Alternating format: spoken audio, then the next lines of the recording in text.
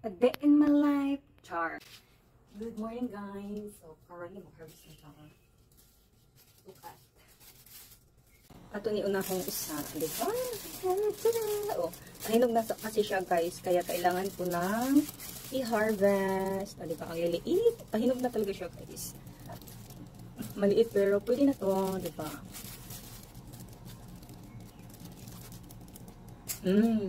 Diba ang laki. Laki ang liit pero pwede na. Next natin, guys, ay itong isa. Tcharam! O, diba? Pahinog na siya, guys. Kaya kailangan ko nang i-harvest. Diba? Ang cute nito, no? I-harvest na natin. Ay, diba?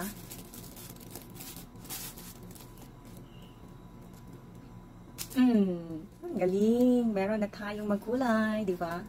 Look at. May isa dito, guys, pero hindi pa ata ito pwede. Last kasi ito, itingnan mo na.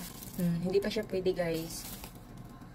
Tapos itong isa dito, inuyog-uyog to ni Lola kanina. Hindi pa pwede. O, diba? Yan lang siya, guys. O, pero naka-harvest na tayo. Look at, guys. O, pahinog na kasi siya. Kaya harvest ko na, diba? Nag-ano na siya ilalim. Medyo may pula-pula na. At saka ito ding isa, diba? Ay, ito nga isa, o, dito, o. O, meron na tayong magkulay, diba? Ang cute. O. Kita nyo?